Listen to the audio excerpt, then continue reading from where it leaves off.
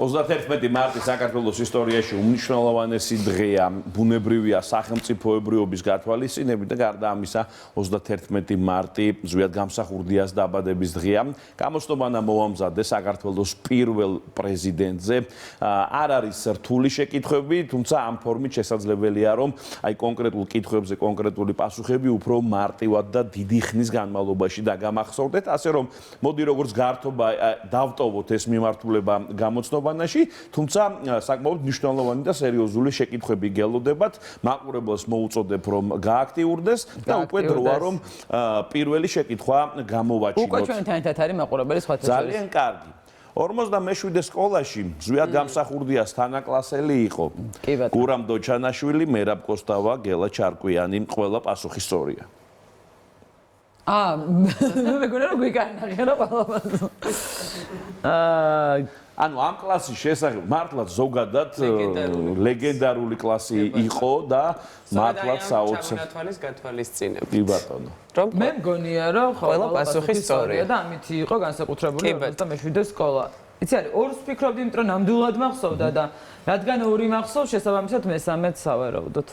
კი ბატონო, თქვენ ნამდვილად გამოიცანით, ეს არის ალბათ საოცარი კლასი, რომელმა ამ კლასმა, ზოგადად ამ კლასის მოსწავლეებმა საქართველოს მომავალზე თავიანთი მნიშვნელოვანი ზეგავლენა მოახდინეს. ნინა საველიძე, ნანი რეხუიაშვილი, მარიამ კახიანი, დიანა კოხრეიძე, საბა გელაძე, არა საბა გელაძეს ბოდიში, არა სწორი პასუხი ჰქონდა, შოთი ივანიშვილი, სოფიო, მერაბ დიასამიძე, ნუგზარ კერესელიძე, მოკლედ აურაცხელი რაოდენობა იმისი ვერ ჩამოხლი, მაგრამ ჩვენი მაყურებლის, მაგრამ ყველა სწორი პასუხი აქვს 99%. კი ბატონო, გადავიდეთ მომდევნო შეკითხვაზე.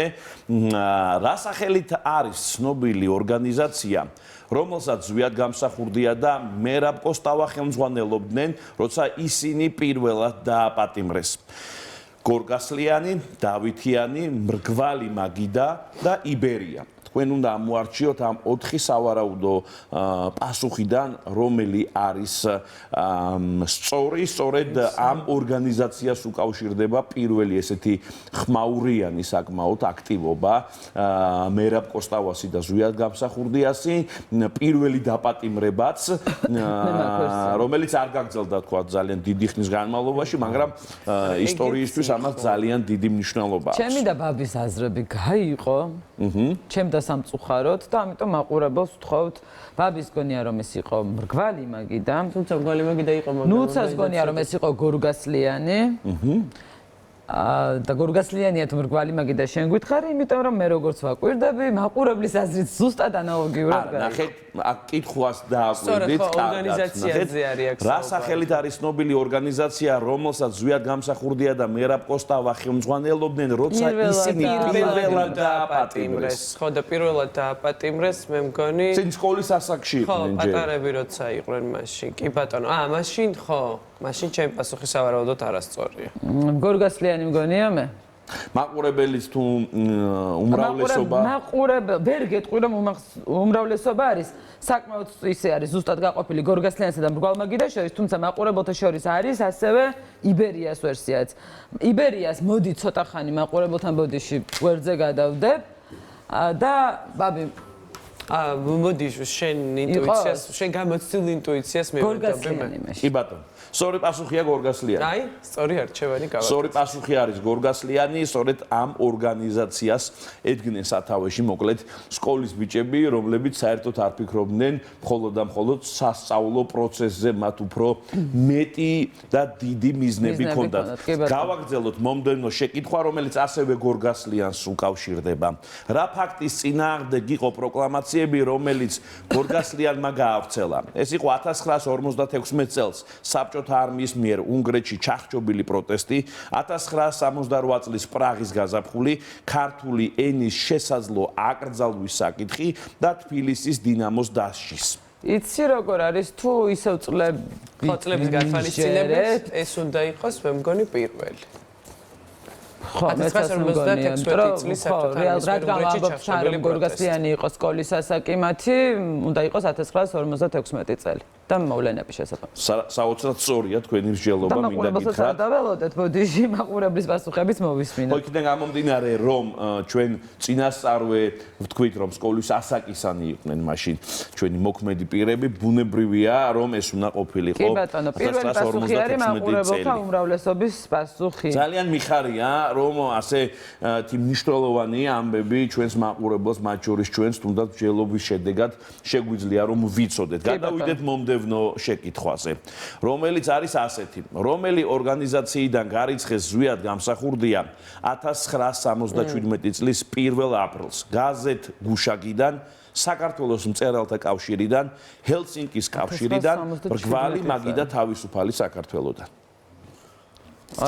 თან ბოდიში? კი ბატონო. თან მახსოვს, თან არ მახსოვს. არა, ხო, 1 აპრილი არის ეს.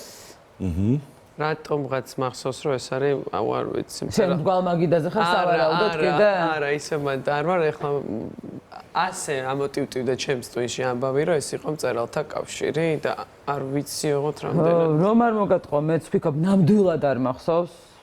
მაგრამ რატომღაც ხო მეც მივდივარ აი აქეთკენ, ისევ რაღაცა თარიღების გათვალისწინებით. მაყურებელსაც ვკითხოთ, ნუცა დაგვეხმარო საბა ამ შეკითხვის. მწერალთა კავშირიდან იმდენად სხვა პასუხი არ არის, რომ მე მგონი არც ჩვენ და არც მაყურებელი არ ვწდებით ახლა. კი ბატონო, საქართველოს ისტორიას ახსოვს სამწუხაროდ ესეთი ფაქტები, ზვიად გამსახურდია 1977 წლის 1 აპრილს გარიცხეს საქართველოს მწერალთა კავშირიდან. კი ბატონო. მადლობა ხო. გადავიდეთ მომდევნო შეკითხვაზე, რომელიც აი ეხა უბრალოდ აი გულწრფელად გეტყვით მართლაც ცოტა ეკლებმა დამაყარა, იმიტომ რომ ეს შეკითხვა ეხება ზვიად გამსახურდიას ლეგენდარულ სიტყვას. მე თუ მკითხავ ყველა ქართველმა რომ ზეპირად უნდა იცოდეს. ზვიად გამსახურდიას დამოუკიდებლობის გამოცხადების სიტყვაში ვისი სულები დაგვცქერიან ზევიდან? კი ბატონო. დამოუკიდებლობისთვის ბრძოლაში გარდაცვლილთა 1921 წელს გარდაცვლილთა სულები, პოლიტპატიმართა სულები, 9 აპრილს გარდაცვლილთა სულები. ეს უბრალოდ აქ მინიშნება და პრინციპში გამორიცხულია, უბრალოდ უნდა გახსოვდეთ აი ეს ფრაზა ძალიან ემოციური, ძალიან მნიშვნელოვანი და ალბათ ნამდვილი საგანძური, იმიტომ რომ ეს კადრები არსებობს. ვახო, მოდი ვერაფრით ვერ დავიჩემებ რომ მიუხედავად იმისა რომ ეს სიტყვა არაერთხელ მაქვს მოსმენილი, ვერ დავიჩემებ რომ ზუსტად მახსოვს, მაგრამ თითქმის ზუსტად მახსოვს რომ არის 9 აპრილი. მეც რაღაცნაირად მინდა რომ მოგიბოდიშოთ იმ თვალსაზრისით რომ აი ეს სავარაუდო პასუხებიც ისეთი ფორმულირებით არის მოცემული რომ გულწრფელად ნებისმიერი მათგანი შეიძლება ყოფილიყო.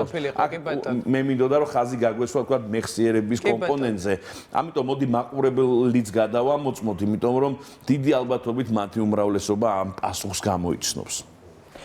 9 აპრილია ყველა ამბობს. მოდი მოვისმინოთ.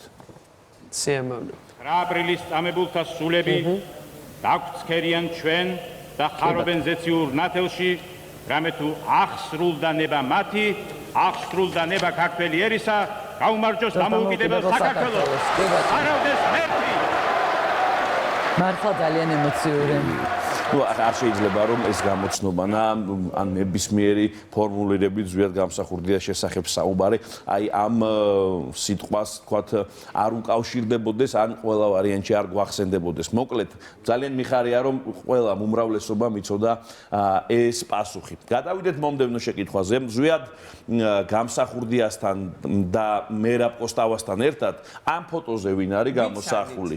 ინგილო ქალი, ლევილის მამულის მაცხოვრებელი, სოციალისტური შრომის გმირი თუ დედა ტერეზა? იცი მე მგონია რომ ტერეზას გავს ქალბატონი. ხო, მე მგონია რომ თვითონ დედა ტერეზა და ეს ფოტოც ძალიან ცნობილია და ნუ ვიზუალურადაც ეს ქალბატონი იცით კარგად. ამიტომ დედა ტერეზა თუ გინდა მაყურებელს მოვუბოდიშოთ და აღარ გავჩერდეთ, იმიტომ რომ გვაქვს ცოტა და მინდა რომ ეს არის 1999 წლის ივნისი, როდესაც დედა ტერეზამ გაიგო რომ საქართველოში აი ესეთ გვარი პროცესები მიდის, როდესაც გაიგო რომ ადამიანები შიმშილობენ, როდესაც გაიგო რომ იქ არის პროტესტი ესეთი ჩახშობილი ბუნებრივია სიკეთის სიმბოლო მაშინ საქართველოშიც ჩამოვიდა და შეხვდა თუ ვის შეხვდებოდა თუ არა აი ამ არც ერთი არასწორი პასუხი არ არის მაყურებელთა შორის, რაც ძალიან გვახარებს. გადავიდეთ მომდევნო შეკითხვაზე, რომელი ნაწარმოების თარგმნა და გავრცელება იყო ზვიად გამსახურდიას და მერაბ კოსტავას მორიგი დაპატიმრების საფუძველი.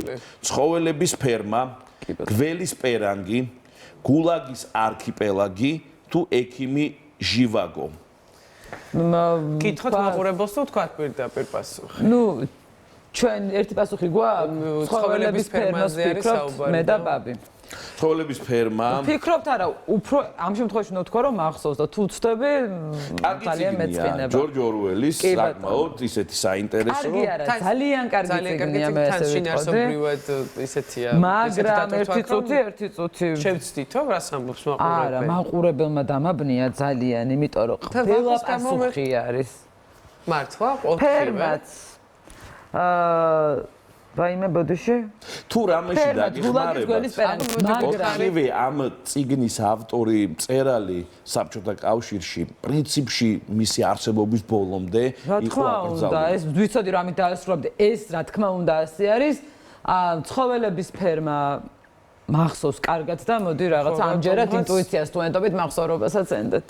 ხო არა, ისე ჩაისუნთქებდები? მოდი დავაფიქსიროთ ცხოველთა ფერმა, თუმცა სწორი პასუხი არის გულაგის არქიპელაგი, ეს არის ალექსანდრე სოლოჟინიცის. ერთადერთი სწორი პასუხი იყო მაშინ ესეც თქვა. ესე ვიტყვი, ეს არის ბოდიში რომ შემეშალა, მაგრამ ერთადერთი სწორი პასუხი იყო და ნუგზარ კერესელიძის და მადლობა ნუგზარ კერესელიძეს. ბატონო ნუგზარ, თქვენი პასუხი იყო სწორი, ეს წიგნი შეეხებოდა გულაგებში არსებულ ვითარებას, სწორედ ალექსანდრე სოლოჟიცინის მიერ შექმნილი წიგნი. სხვათა შორის ეს იყო ერთ-ერთი წინაპირობა უკვე რომ მწერალთა კავშირიდან გარიცხეს ზვიად გამსახურდია. დავასრულოთ, ჩვენი დრო ამოიწურა, უბრალოდ ჩვენი დრო ეხა უნდა დავუთმოთ ქრონიკას, საკმაოდ საინტერესო გამოსვლობანასთვის კი მადლობას გიხდით აქტიურობისთვის.